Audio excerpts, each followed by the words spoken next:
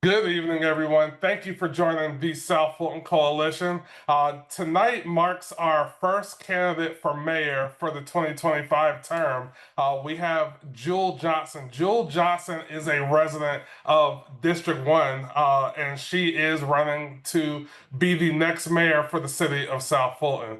We are also joined by the moderator tonight, Jane Williams. Jane Williams is a resident of District 7, and she will be assisting us in the moderation. We want to make sure that we're having a discussion that involves policy discussions, things of that nature. So we really hope that this is not a platform to do anything other than have a policy discussion and answer questions that residents and voters have about selecting their next mayor. So at this time, I would like to turn it over to Jane Williams, our moderator for the evening.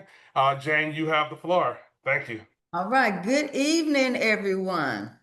Thank you again for joining us tonight. So, as has already been stated by Rashad, that I am a resident of District 7. I've lived in Fulton County for the past 22 years. So, I am glad to be here tonight with our mayoral candidate, Jewel Johnson. So, Ms. Johnson, thank you so much for joining us tonight. And as already stated, this is a conversation about policy and where you can speak freely and we can get to know you more better, okay? More better. All right. So, first we will get started by Miss Johnson, if you'll just tell us a little bit about you and why you are running for mayor. Yes, I will. First of all, I'd like to say thank you for everyone that has tuned in and thank the coalition for doing this for us.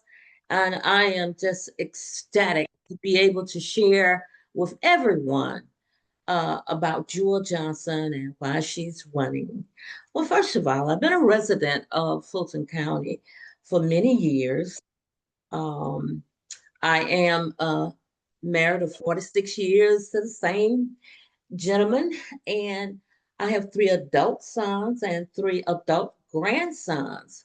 I wasn't blessed with that beautiful girl, but I still dream about her in hopes that one day we will have her. And I'm retired. I'm a retired nurse of 44 long years. And as I said, I've been in the community for many years, and my community work goes a long way back. It actually started doing Atlanta missing and murdered children because two of those children were found not too far from where I was living at that particular time. And naturally, with the fact that I had one child then, and God had blessed me with two that I was carrying during that time, I was really, really concerned. And that's when I decided, I need to know what's going on in my community. And that's when I really got to work and started working with the community organization, became one of the captains on the streets, and just really dived into it. And after being into it as long as I had, I never stopped because as time went on, being engaged and having lived in Atlanta, because I lived in Atlanta before we moved to where we are today, which is before we became the City of South Fulton, we was unincorporated Fulton County. And the area that I live in even now, it was, like I say, unincorporated Fulton County. And it was so many people that was coming this way, and we really wanted different things. And this area was really a wooded area, undeveloped. And I know there are quite a few people may remember when we had the old haunted house that like sat on the hill on Cascade Road. Right, right. My neighbors and I got together and said, this is going to be developed, so we should be the one to decide what we want and where it goes. So with coming together, we organized and became the Association of West Cascade Communities. Our first president was Paul Howard, and our vice president was Vernice Jenrette. And we formed this and came together and decided, hey, this is what we're going to do. And we was very fortunate because we had so many highly intelligent people that lived here. We had all kinds of engineers, we had contractors, we had doctors, lawyers, you name it, we had those type people. So when we decided to do this, we came together and utilized the members where we decided what we wanted and where it was supposed to go. So once we did that, we did our demographics, we did our traffic study, we did all the things that you do in order to do economic development. We even formed our own marketing plan. And once we formed that, we went out and sold the different companies that we want. And the very first company that said yes, by all means, it was Home Depot. Okay. And they're still there now, flourishing and still making big money off the community. Awesome. And another one was Bruno's. That was one of the grocery stores that we had there. And we had one of the, I can't think of the name of it because they went out of business. And what community was this? Was this still South Fulton or what? We were Oh, unincorporated unincorporated. Fulton County Okay. at that time. Okay. Yeah, Okay. unincorporated Fulton County. So Okay. anyway, we also brought on Publix. So we bought the first Publix to the metropolitan area. And we did so well with it for a long time. That was the number one store. Right. And then we got the one at Camp Creek. I'm moving fast, so Okay. it sounds like I'm skipping something, but I'm not. And that one is still the number one store. Then we did Sandtown, and Sandtown and Camp Creek is like butting heads with each other for number one. There were so many good things that came, and I think we all know about all the good things that we have there. And it was really the people. And one of the reasons why we did so well because we did not rely on our elected officials to do this for us. Okay, great. So Miss Johnson, I'm sorry to interrupt. Uh, So those are excellent. You all have done excellent with that. So now with what you had planned or what all you did, um, when we were unincorporated South Fulton, right. now that we are incorporated and have created our own city. So what would you say based on some of the things that you all did, which was Okay. fantastic, and now based on the city of South Fulton, what would you say are the three top issues facing our community today, and what are your plans to address those issues? I think that three of the most important things right now that we're faced with is transparency, um, being able to connect and engage. Engagement is critical for us right now. And plain old trust. The people don't really trust our mayor and council today. So as the mayor, those would be some of the first things that I would do.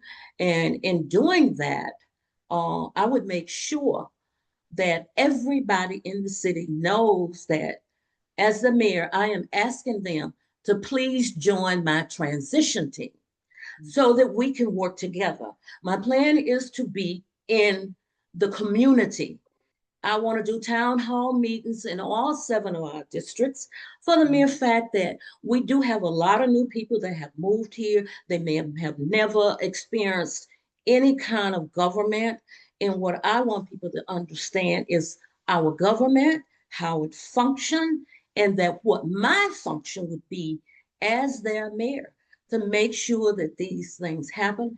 And I have a plan that I don't want to go deep into it because Right. I don't want anybody to steal my. I understand. But Trust me, I do. there there is a plan that I know. First of all, I'm a visionary, and I want people to understand that. I've actually seen this and put it into perspective myself. Mhm, mhm. What I want to do for the people, this is going to make them want to engage so bad because most people want to see their names in life. And I've come up with this plan to make sure that that happens. And it will happen with the people. I don't think we'll have anybody in these seven districts that won't know who I am, won't know where they live, and won't know that will not be saying, well, I'm not going to have anything to do with that. They're going to want to be engaged. So that's very, very critical for me that I want to do. And I have a whole list of, so I Okay. don't know if you Well, want. all those sounds great. Excellent. And I think, okay, I'm gonna stop right here for a second. I see that Rashad has raised his hand. Okay, so we'll Yeah. just have a few of these interruptions. Okay. Hey, Rashad. Hey there. All right, so Ms. Johnson, you had listed trust as one of the or one of the most impactful issues that's impacting us right now. What do you Mhm. think caused that lack of trust? Do you think it's just a lack of trust in government officials across the board, or do you think there is something that our government officials have did that caused this lack of trust? What are your thoughts on that? Well, having spent a lot of time all across the region, because as you very well know, I've been all across the region talking about healthcare. I would say that there's a mixture. I really would say that, but it tends to be one that flourished more with our mayor and council, and mainly because there are so many things that they're on. It seemed like to me that they're uncomfortable with sharing with us and listening to us for the mere fact they have fixed it so we cannot say anything in the comment section unless it's on the agenda, which does not sit well. And to me, that's something I want to change to see if we can't change that. And I do understand some people get very, very emotional if things are said that they don't like, but it's a lot of things in this world that's going to happen that you're going to see and hear, and you might not like it, but it doesn't mean that you should silence anybody, especially if you're in a leadership role. Because if you say something that I don't like, even now, first of all, I want you to share with me why and how did you come to that conclusion? Because I want to see how we can work that out. Whereas when we walk away, I have an understanding of you and you have an understanding of me, and we have agreed on that understanding. Right. Well, very good. Thank you so much for that answer. And going right along with what you just said in reference to the comments section, then I know in October, later this month, they are supposed to vote on, whether or not we will have the comment section changed in our council meeting. So let's just pray that that will happen, okay? And now you also bring me to our next question Mhm. when you talk about transparency. So the next question is, how will you ensure accountability and transparency with our police department? Oh, wonderful. Having been through the police academy myself, Mhm. I have a great respect for our first responders. For many, many years, I've supported our first responders. I really think that you lead by examples, and it is being the mayor. I'm hoping that something will happen, whereas the mayor will have some kind of autonomy to be able to work directly with them. And number one, I truly believe when you bring truth to people and Mhm. not power to truth, then the people will give you the ability to, have that trust. They will give it to you. That's And that is one thing that I would push to do. Even right now in the law of the land that we are going through with our first responders, now the police, right. I think I have a very good relationship with all of them, even as a citizen, because I know, quite a few, and we've changed a lot of them, but I still know most all of them that's still there. Mhm. Okay, well, very good. Thank you so much. Now, just to piggyback on that question, we have a police chief Mhm. and then we have an interim police chief, Mhm. and both are being paid for their services. So I want to know, and I'm sure others, what oh what will you do if this is still happening when you become mayor? Will we still have a police chief and an interim chief? How are we going to resolve that issue with both still being on the payroll? Well, basically, I don't have all of the inside information. That Mm-hmm. would be the first thing that I would take a look at. And I would also decide based on the information that I receive, and it's all accurate because I understand that the council has voted to extend the interim That's police right. chief.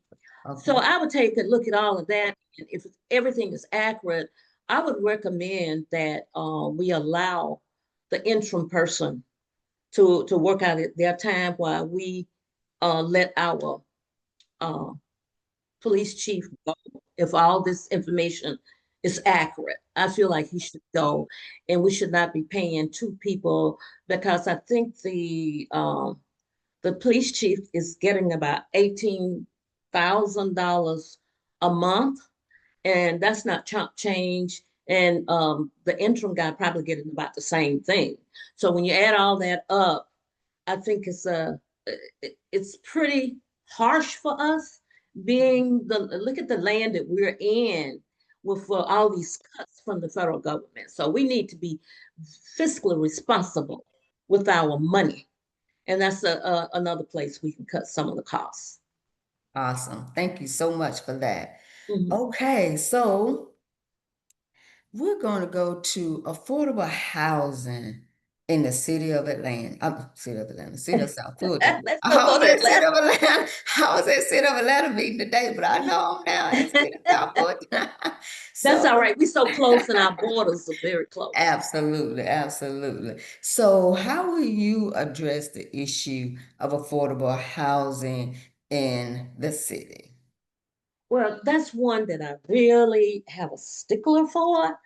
And I Mhm. say that because I really would like to have our affordable houses end up where they are affordable and we're using the good material. There are good rules and regs to follow. And I would like for our affordable homes to blend in with the community and not look like a lot of stuff that I see, all hodgepodge and any Mhm. kind of a shape house or whatever. I really would like to see us blend it to uh, to make it, cohesive to what we already have. And Right. I would be one to really, really work with that. I would like to make sure that when the bids go out, we are putting bid out to reputable people and making sure that we have impact fees in place so when they make a mess, it doesn't fall back on the taxpayer. That's right. That's good. That's good. And with affordable housing, do you believe in the mixed land use, like mixed, where we have different things in not just the housing, but, because we want to be able to, work, live, and play, right? Right, So, right. right. So you believe in having mixed land use?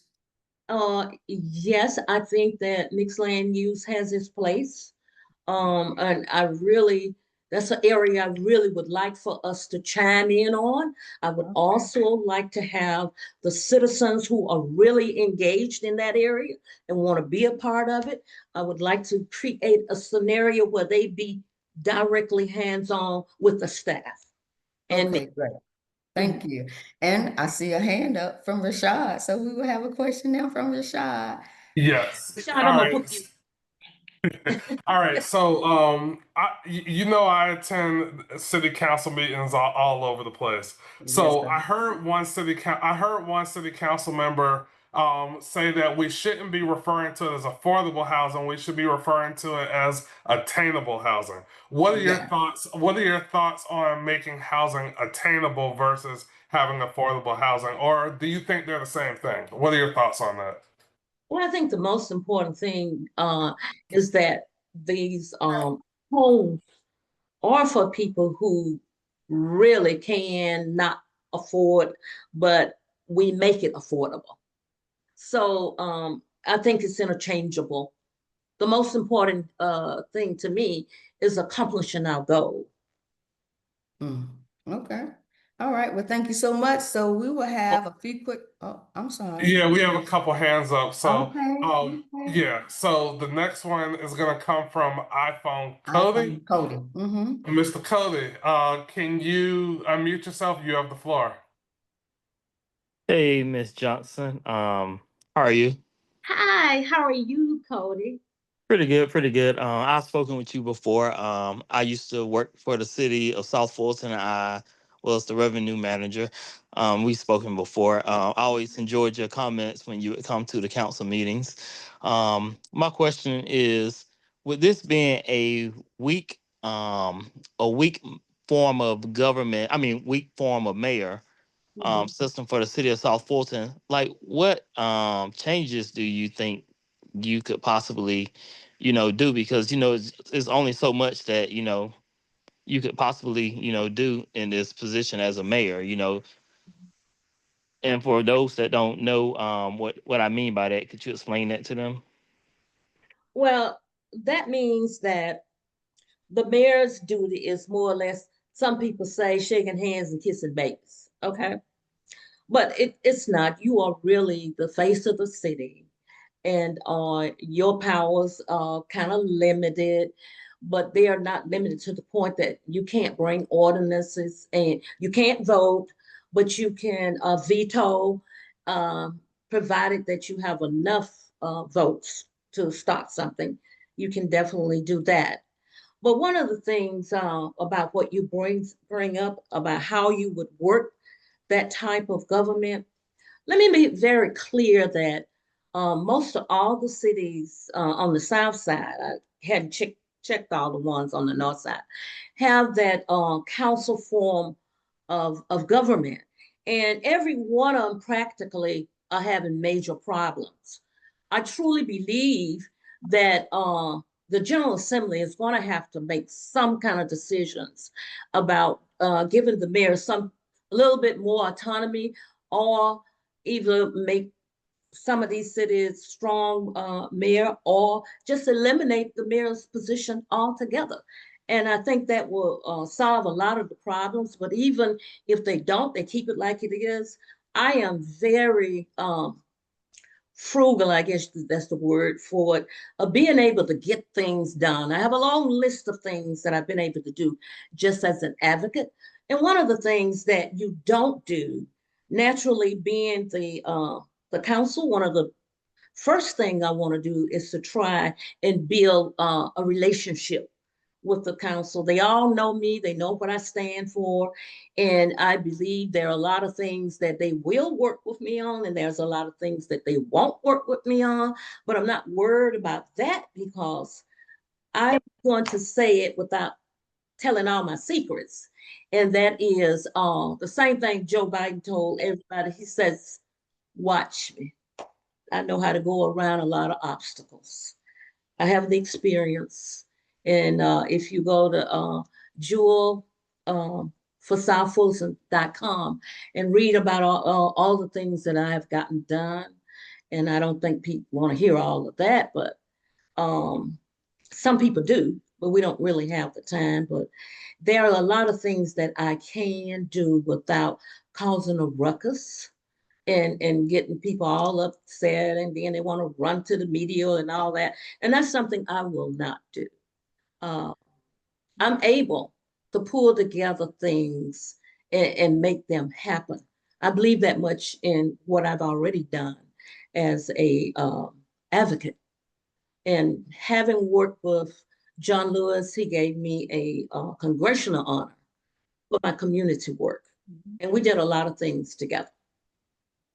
Okay, well, thank you so much for that answer, Ms. Johnson. And now we have Pam Harvey. If you will unmute yourself, Pam, Ms. Harvey, you can have the floor, okay? Thank you very much. Ms. Johnson, you made a statement about a couple of seconds ago about affordable housing, and you said that you would try to make them affordable. Now, exactly what does that mean? Because today's market, the private equity coming in and buying up homes, how do you make a home affordable for a person who wants to buy one?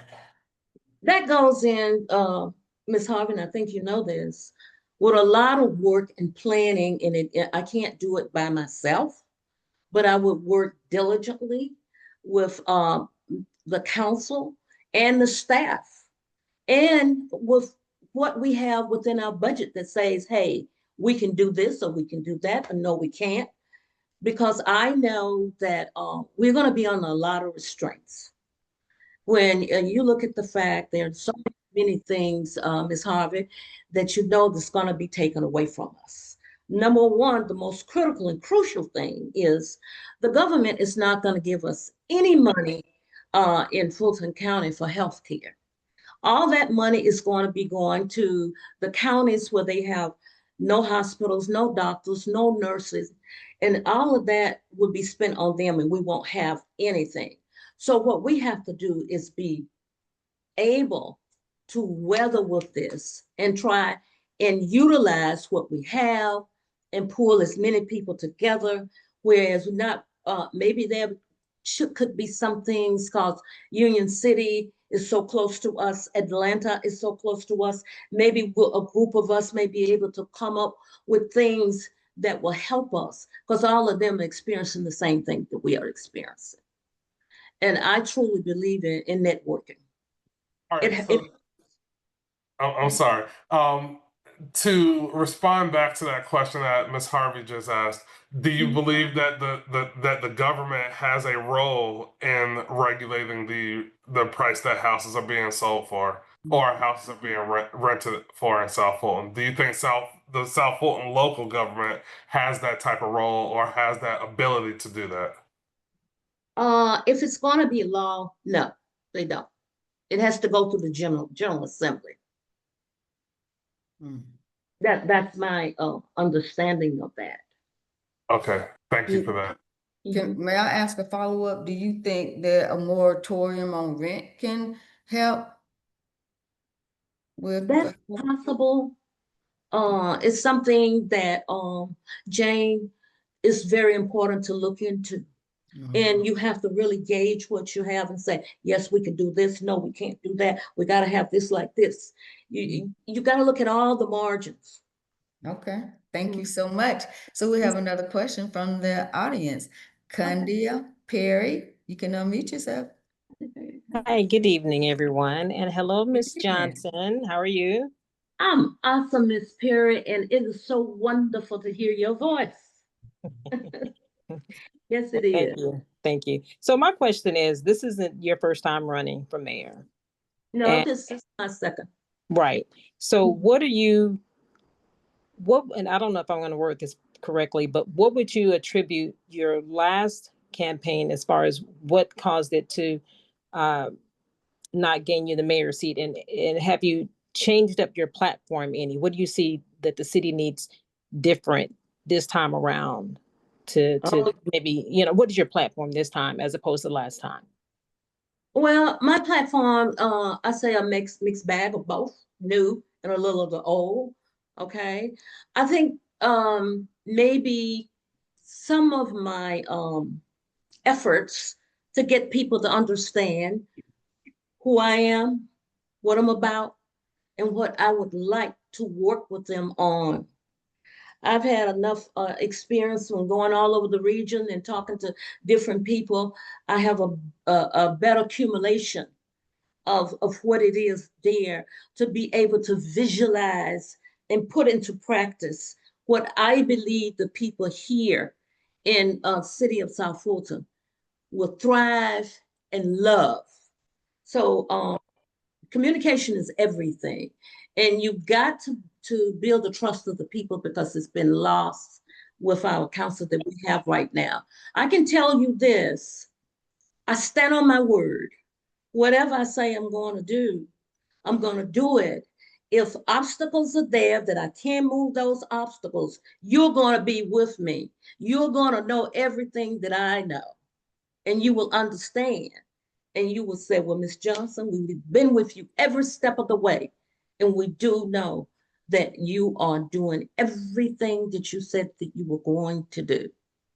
I plan to work with the community, all 7 districts, because I will be representing all 7 districts. And I'm asking every citizen to join my transition team because you will know from me. I will let you know, and you will work with me. I hope I answered your question. Okay, thank you so much for that, Ms. Johnson. Now we have a question coming from Sam Bowen. So if you will unmute yourself, Sam, you have the floor. Good evening, everyone. Good evening, Miss Johnson. Good evening, Sam. It's good to hear your voice too. It's good to hear you and your platform. I have a 3-part question, or actually, let's make it one question for you in 3 layers. All right. 3 layers. Okay. We're going to bake a cake this evening. Okay. We 3 can layers. definitely bake a cake. Okay.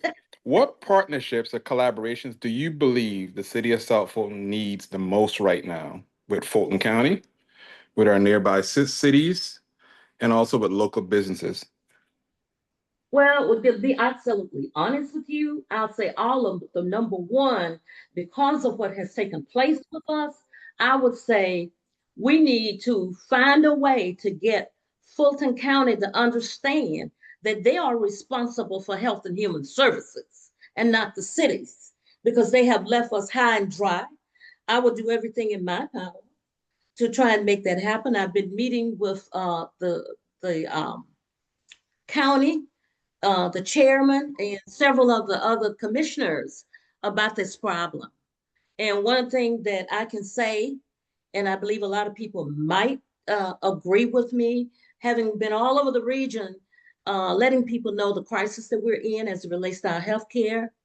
And a lot of them will say that Fulton County has really dropped the ball with us. And by my alarming everybody, at least they are attempting to try and mitigate some of their problems, and that our problems are really, really deep, especially when you look at the fact that we have no food, we have food problems in South Fulton, and we're the richest country in the world. That should not be happening. We have housing problems. We have mental health problems. We have physical health problems. We have senior problems. We have an increase of AIDS problems. And one of the problems that I think may have really kind of messed this up, and that was when they took the health centers out of the community. And I was told by the state people and the county that that was done to save money.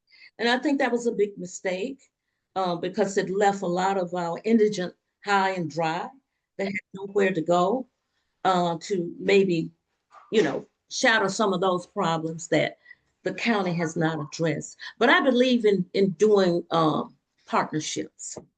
Everybody should believe in that because given the land of the life that we got today, everybody in Fulton County should be partnering They really should, with all facets of our system, because it's so important. Right, I right. hope maybe I've answered your question. Well, Thank there was you. a yeah, Okay. there was a question in the chat. What Mhm. specifically has the county left high and dry? Can you give us some examples of where that's happened? Well, I'm trying to understand your question. All Say that right, again.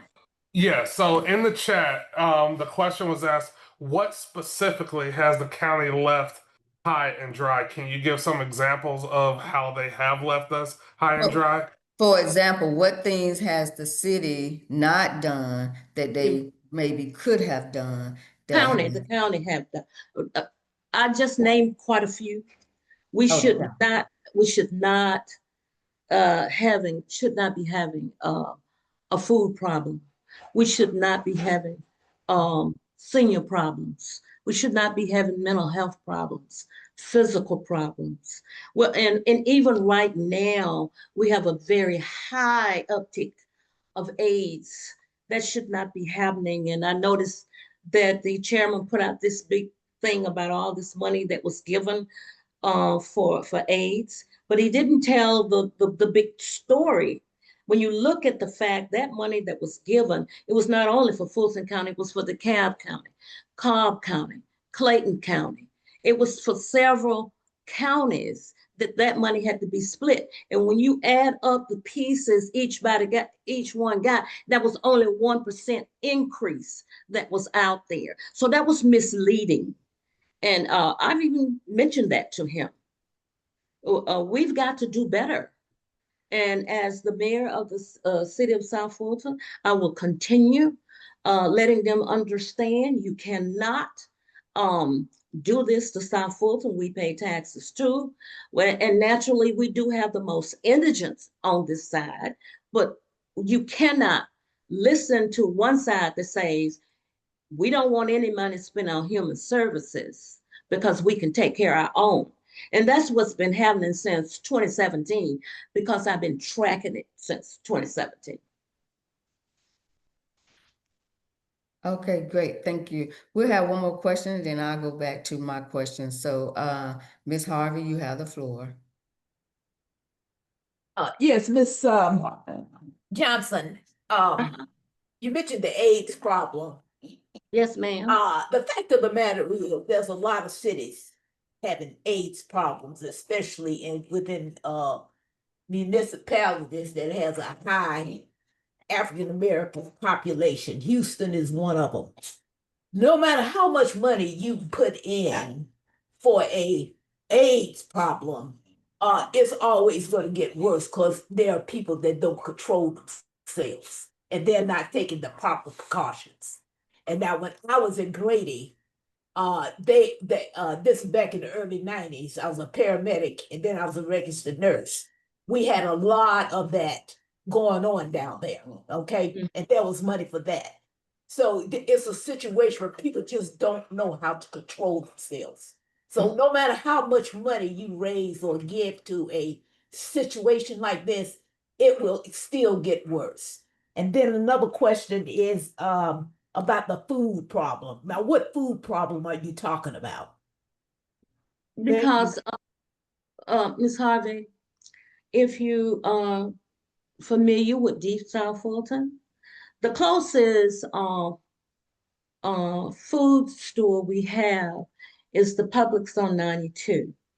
The people further down, and then there is problems with even some of the ones back up further because right here where I live, right at 285 and Cascade Road, okay, any day you go in there and you just look at the tags on people's cars, they're from all over Deep South Fulton and even outside of Deep South Fulton.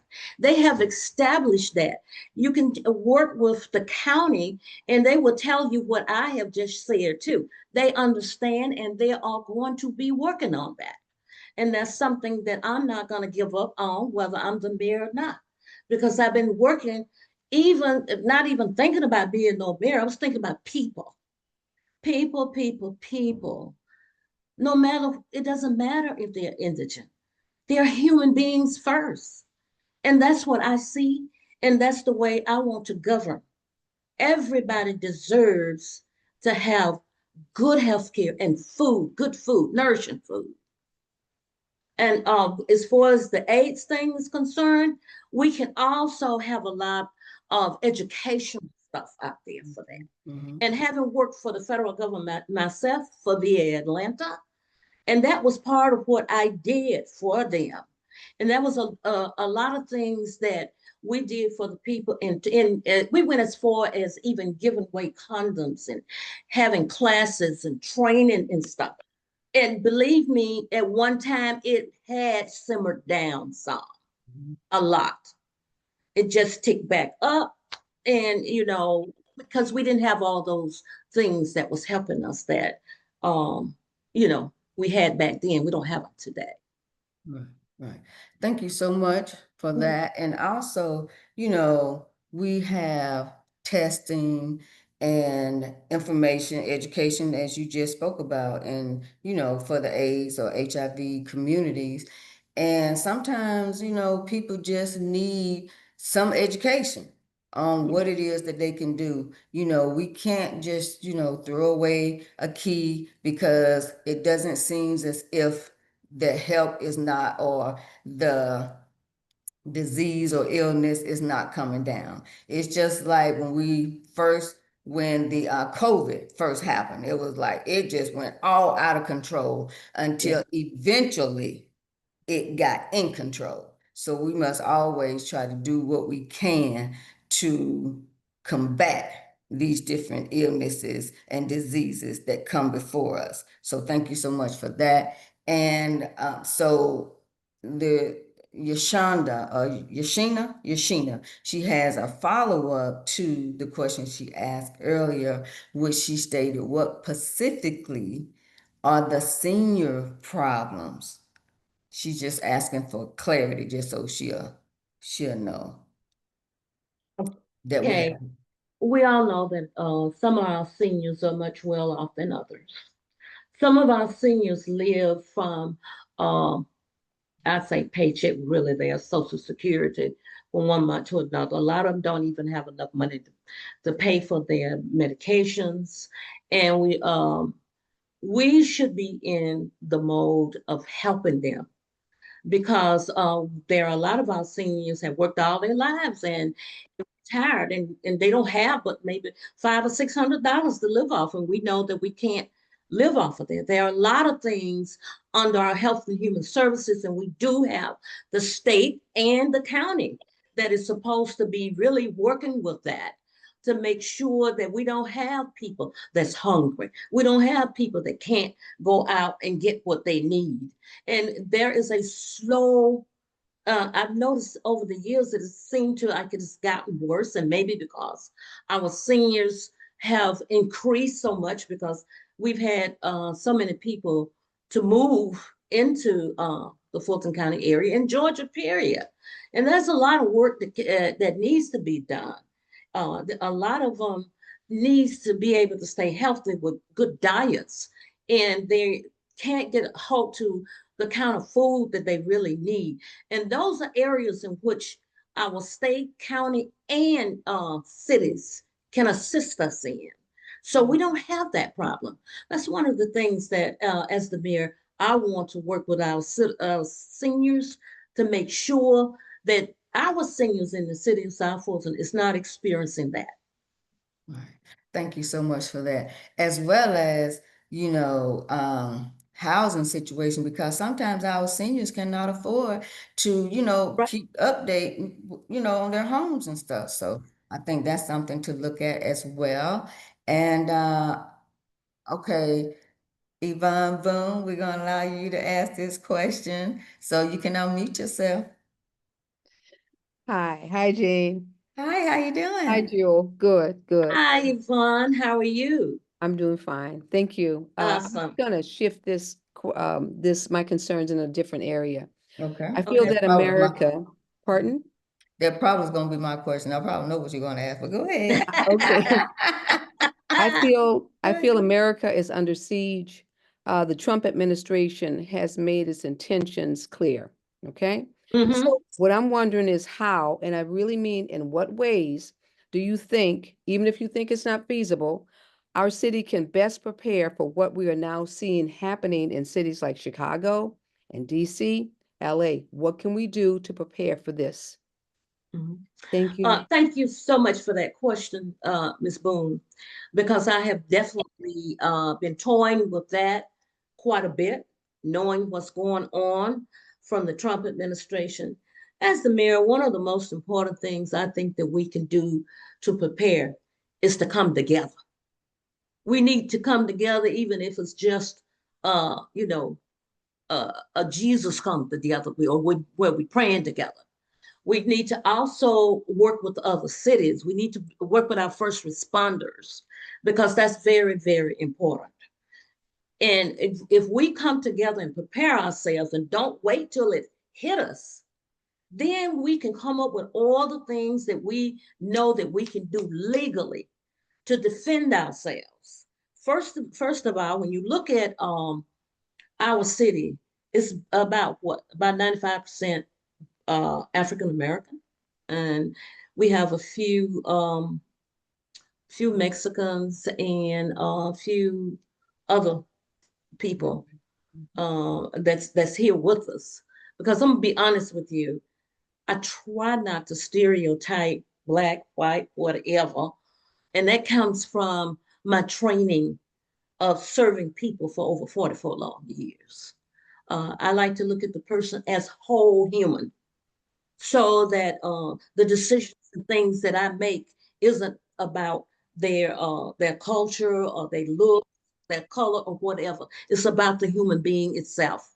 And that's one of the things that I want to do, is to be able to engage us enough so we can sit down and plan these things as a unit and partner with other cities and counties and even states.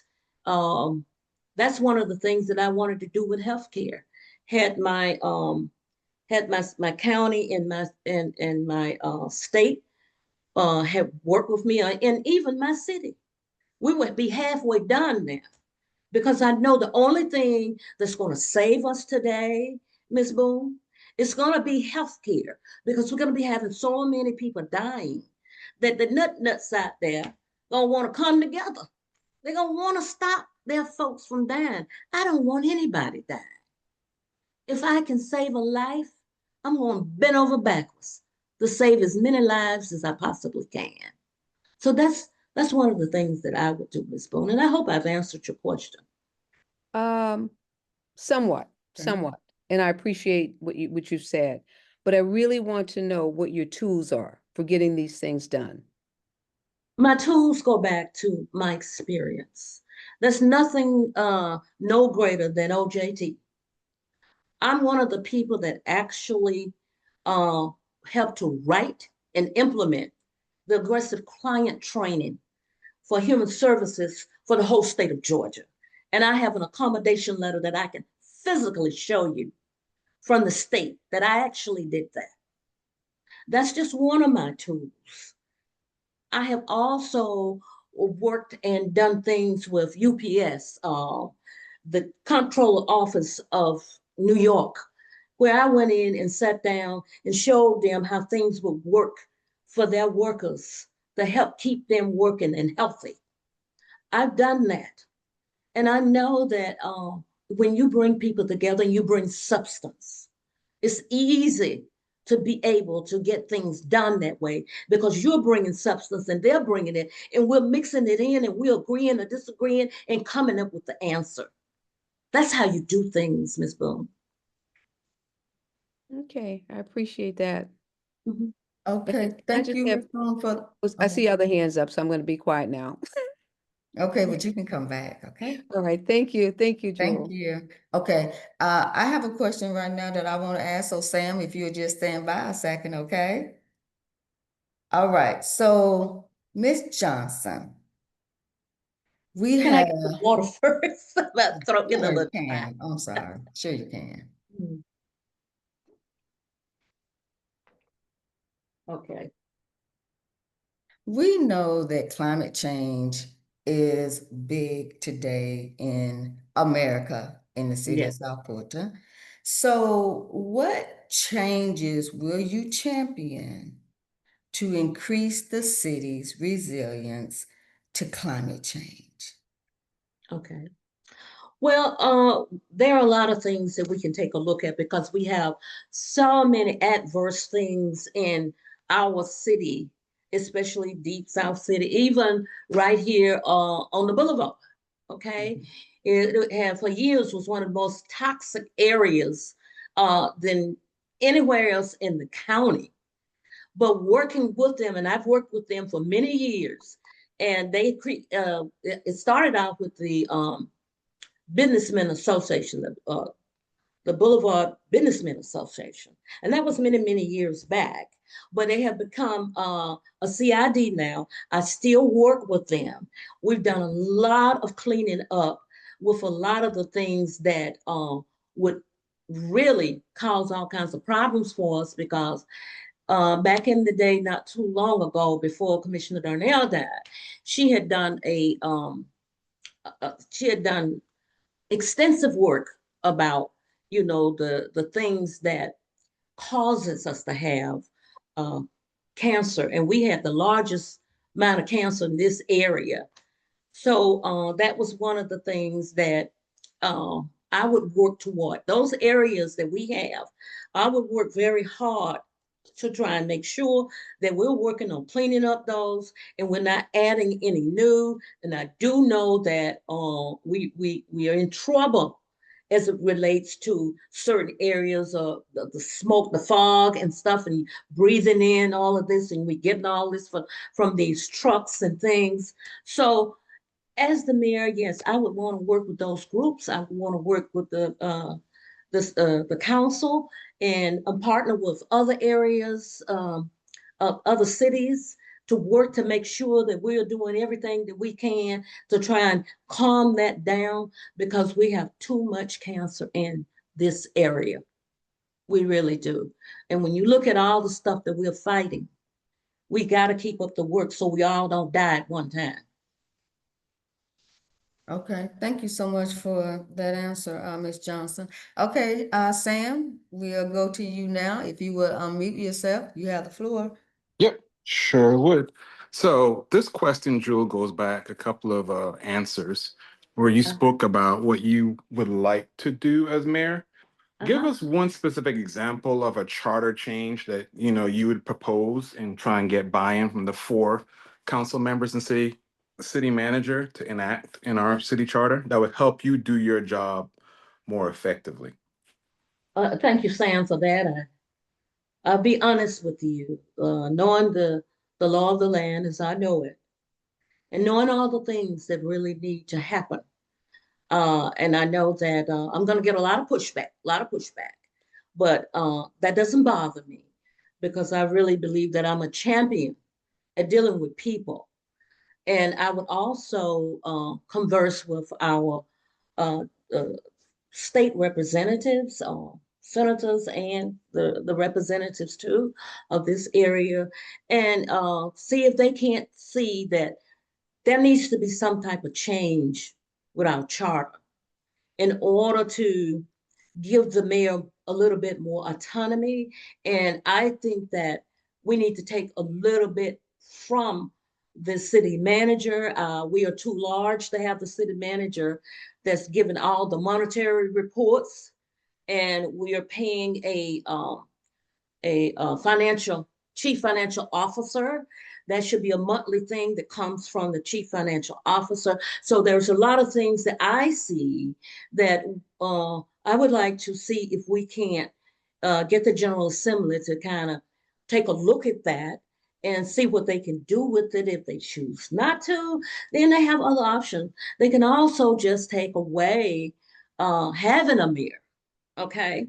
Because the mayor has almost, well, it's very minimum. They have things that they can do. They can veto and they can, order they can do ordinance and stuff like that. Definitely, they can work with the people. They lead meetings and things, just a host of things that are okay to do.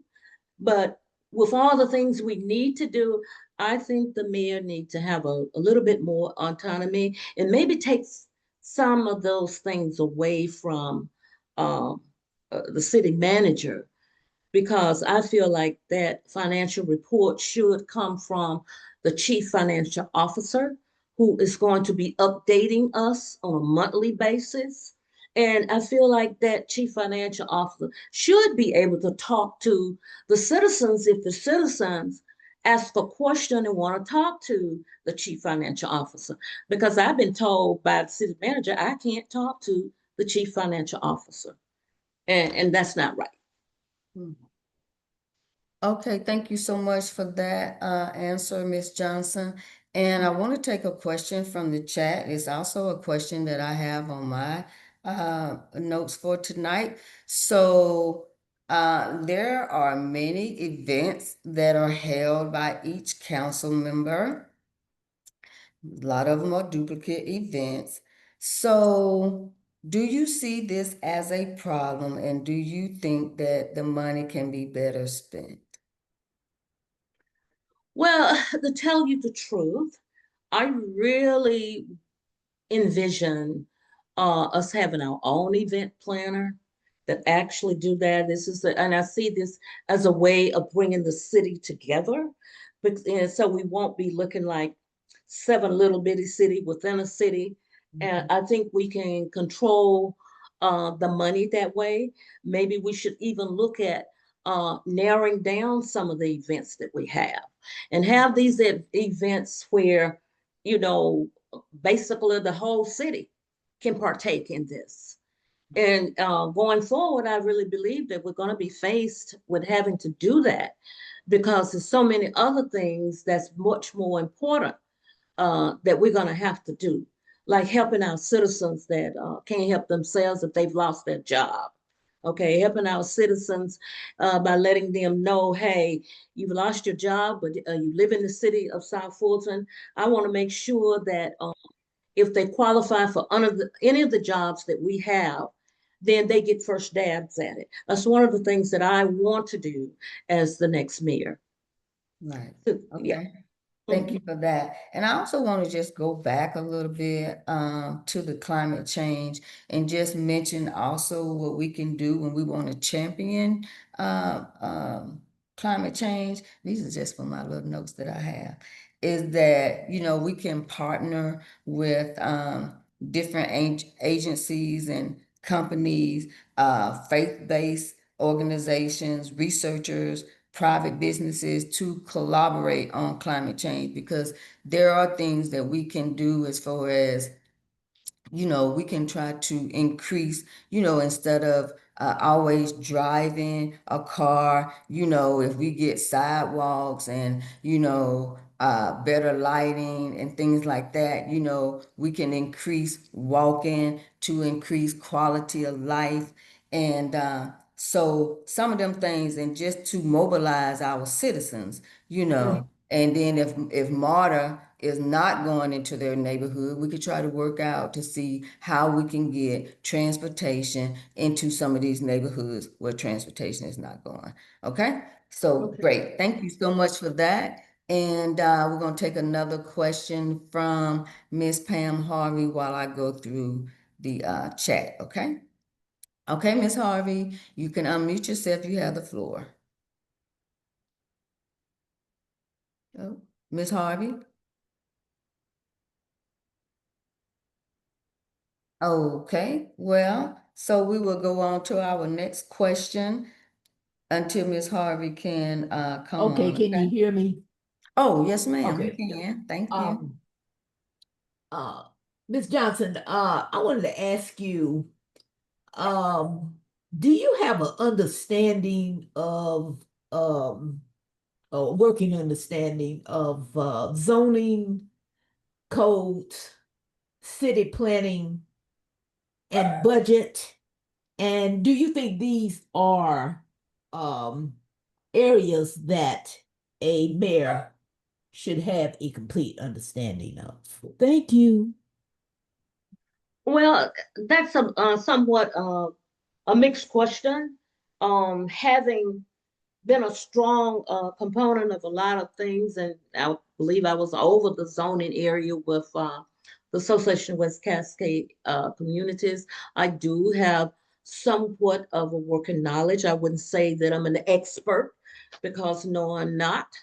But the mayor does not vote, but it is good for the mayor to know as much as he or she can about those areas, because uh, being the mayor, you should want to talk to all of the council people about some of the things that are happening in our city as it relates to those areas, so that they can hear from you what you think, and that builds. I think that builds camaraderie, long as it doesn't get to the point where I'm trying to tell them what to do, and they're brushing me off and all this stuff. You got to have things that's going to bring you together so that you can work together. Now, I know that I'm not looking for a relationship where we going out to eat and party and all that stuff. Uh, that's gone past me. But I am looking to be able to sit down and dialogue with the council about as many things as possible, especially those things. I want to hear from them.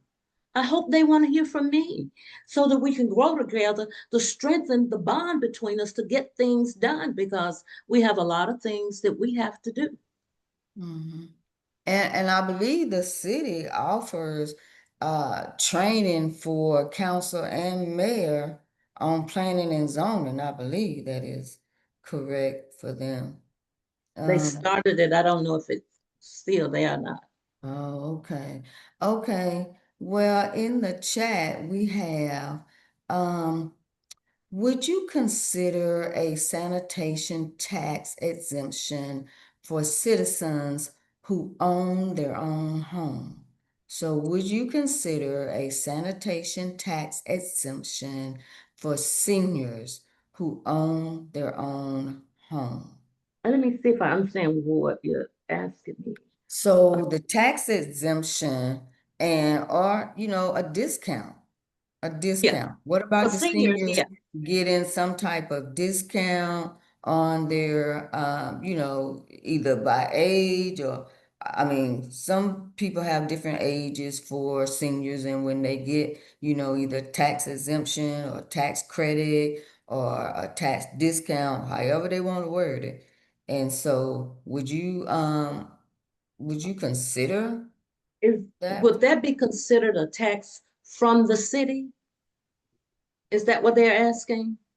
Because Well, they already have plenty, incentives for taxes for the seniors. right, but this is the sanitation tax. So what I'm understanding is that this sanitation bill that we pay, and I think it was what, $253 when we first signed up for it, and now it is said to be going up this year or next year.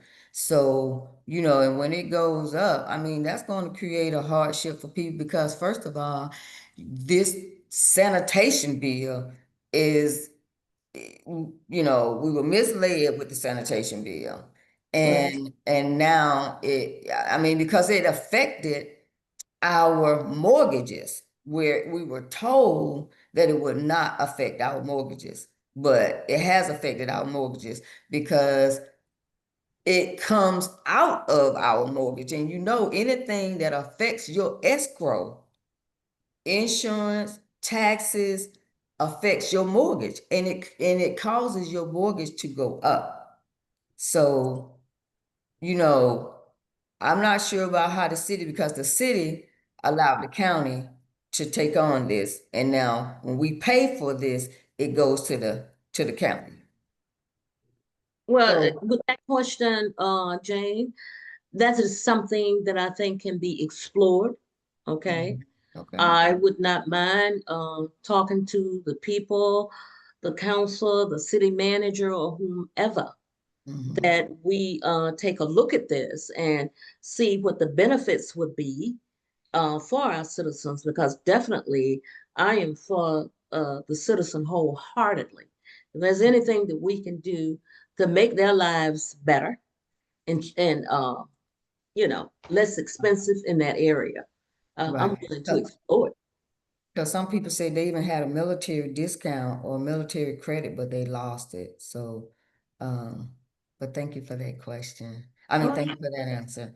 Okay, very good. So I don't see any more questions right now in the chat. Oh, wait a minute. Oh, we've gone to. Okay.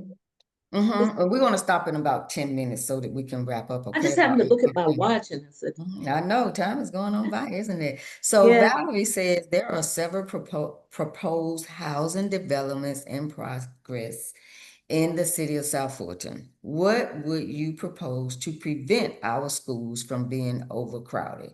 So here's the question again, okay? There are several proposed housing developments in progress in the city of South Fulton.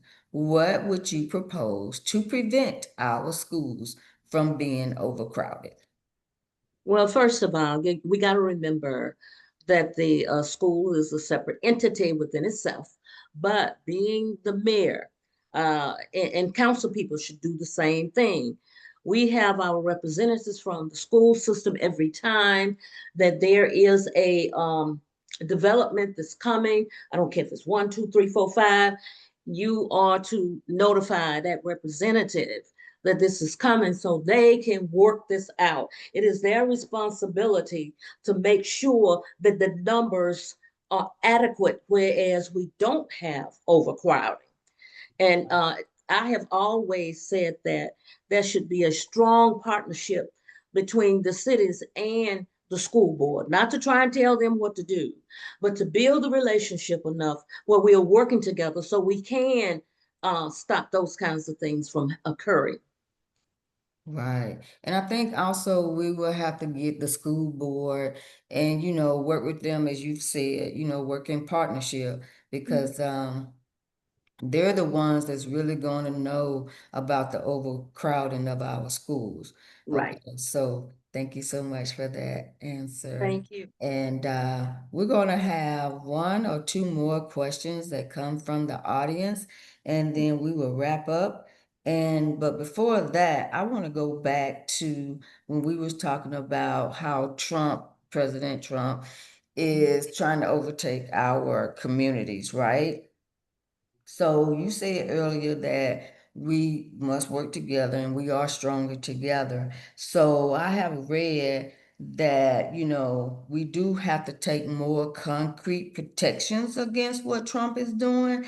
And some of that is that, we must work with our governors and our legislators, and what you said before, to enact some of these measures that Trump administration is taking. Mhm. But in that, we must make sure that our state and our city employees are not volunteering for this Trump administration. Now, I don't know how they would do that, but I'm just saying that we cannot, volunteer. We can't, because, what he does is that he uses people. So we got to make sure that we don't have employees volunteering. We got to use our resources. We have to, our schools and healthcare, this is what this thing said, our schools and our healthcare facilities and libraries and shelters should establish some protocols to limit law enforcement access without a warrant, so that they can be safer and our communities and members can be safer. Okay, so we're gonna have Miss Harvey and then we'll have Sam and then we'll close it up for the night, okay? Okay, okay. Okay, Miss Harvey, you have the All floor. right, Miss Harvey, what you got for me? Okay, can you hear me? Yes, ma'am. I Okay, can hear you. I'll be brief. I'm going to have to agree with you, Ms. Johnson, about the city manager having too much power. Uh, Case in point, about 20 years ago in Dixon, Illinois, the finance person or the finance controller, which is a city manager of Dixon, Illinois, stole $23 million over a 20-year period. She had that one job for 20 something years, stole $23 million from the city while the city was crumbling, its infrastructure was crumbling, and she spent it on high living and her prize show horses. Wow. So as a result of that, they didn't have a forensic person come in. Okay, what they did was her secretary found out what she was doing by doing her books for her while this woman was on vacation, and found out what she was doing about what she was doing was creating separate bank accounts under the city's name, which she had access to only. And the mayor didn't find out about it until the secretary told him, and that's when they called the FBI in. That's when they did a forensic audit, found out where this money was going, and she had it all. As a result of that, she went to prison and they auctioned off all her property. And she did about 9 years in prison. And now they have instead of just a one-tiered person who can have who had the power of the money. Now they have a three-tiered system where no one has complete control over the tax money. So maybe we need to look into that. Having a Yes. three-tiered committee to approve said monies on where they're going. That is a good thought, Ms. Harvey, and I wouldn't have any problem with looking into something like that, because what really bothers me, there's monies that the city manager says she has invested. We don't know what she invested it in. We don't know Exactly. what banks, who has control of Exactly. what. She has total autonomy that appears, and she gets upset when you want to talk about the money. Exactly, which tells me she's hiding something. So unless the council or anybody over that takes control of this, it's going to get worse. So Yes. all you have to do, and if anyone wants to see this documentary, it's on YouTube of Dixon, Illinois, finance controller who got sent to prison for about 10 years because she stole $24 million over a period of 20 years to finance her lifestyle. Well, the And last it's an excellent documentary. Thank you I'm for that gonna go information. on there and read that. I'm glad you brought that to forefront, Okay. because it really bothers me the way she is taken over, and we are a very large city. We're too large for her to have that kind of control. I'm pretty sure there's some secret bank accounts out there under the city of South Fulton. It So probably is. and she has total access to them. If not one more person. So that's how you do that sort of thing if you want to hide money. The So first thing that I want to do, and I hope you will be with me, is a forensic audit. We must know where our money is going. well, you can't trust those Tell- forensic audit people because they don't do a thorough job. You pay them this big money and they just only do that what's on the surface. And they Oh, don't no, no, dig no, no, in not with a forensic Okay. audit. A forensic audit goes deep in. deep. and Yeah, right. all of Right, exactly. Okay. All right. Well, Okay, thank great. you so much. And thank you, Ms. Harvey, for that. I appreciate that. I'm gonna look that information up too. Thank Yeah, I you. want to read that. All right, Yeah. I'll give you the link to it's Okay. called All the Queen's Horses. Okay. So Okay. I Thank will you send so you the link much. to that documentary. All Okay. right. Thank you.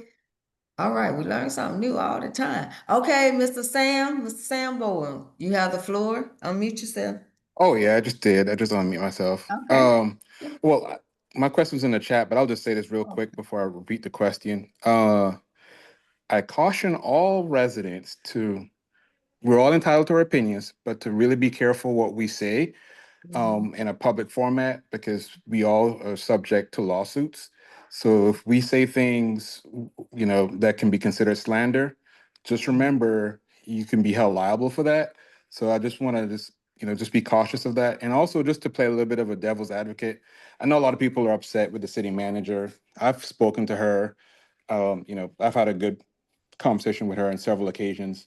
So it just depends on, I guess, your interactions with her. But I would say that if you look at other cities and other organizations, um, her salary is comparable to what she's responsible for.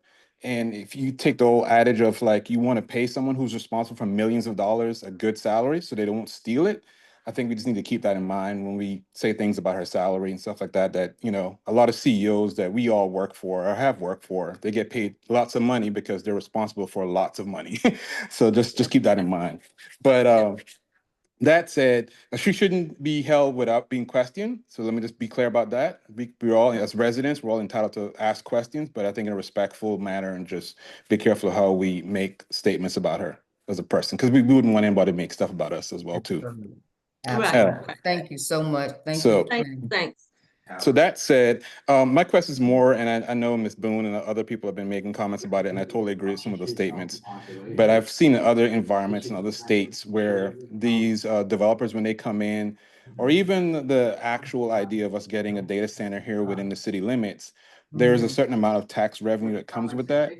It would be nice if on the city council, there's a mindset from the mayor and the city council to set aside some of those funds to take away one of the municipal costs that we all incur all the time. So say it's sanitation. If we're going to be getting additional millions of dollars from this data center being located in our community, then we as a community should have some type of community benefit agreement, something that's between us and them. So I would say, Jewel, what would be your thought towards that? Like, would it be something that you would look into? Like if, hey, you were mayor and there's an opportunity to have a large data center, because a lot of these communities, cities would love to have that tax revenue. We're talking hundreds of millions of dollars coming in. But we would like to know, like, what would you set aside as mayor, try to get the council set aside as a government for us residents? Well, given what I've learned so far about data centers, there's two things that I would look at trying to get them to set money aside for.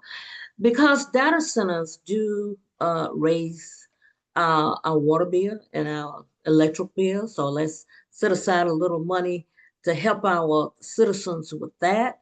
And I would also like to see money set aside to try and negate some of the problems that we're going to encounter with the right wording, on for the right wording.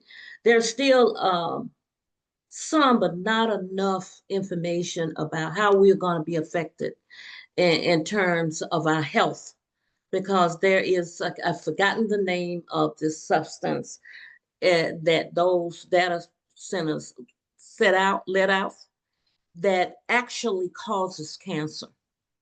So if we're going to be moving in that direction, and I know I'm only one person, and I can easily be overridden by the council. They got 5 votes, so then my veto don't mean anything. So I would like for them to be considered enough for the citizens to be able to have some kind of fund to help them with those two entities. I really would. Okay, well, we thank you so much for that, Ms. Johnson, and it doesn't look like we have any more questions. No one else has their hands up. And so in our closing, but before we close, want to make sure, before I turn it back over to Rashad too, so after your closing, it'll go back to Rashad, okay?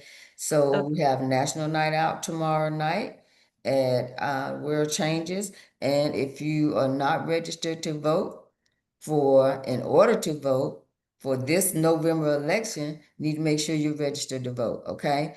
And always check your My Voter page to make sure that you're not purged from the roll, okay? So in closing tonight, Ms. Jewel Johnson, tell us what makes you the better candidate and why we should vote for you. I love that. What makes you the better candidate? Naturally, I feel that I'm the best candidate because a lot of things that need to be done, I've been doing these things all along as an advocate. And I'm not one of these Johnny come latelys that just pops up and want a seat and go back in, change the email address and telephone number. We don't see them again until there's another election where they can get a seat. I am vested. I'm dedicated here. And one of the things that they will not have from me, and that is, I will not hold anything back from the people other than the things that I cannot legally talk about.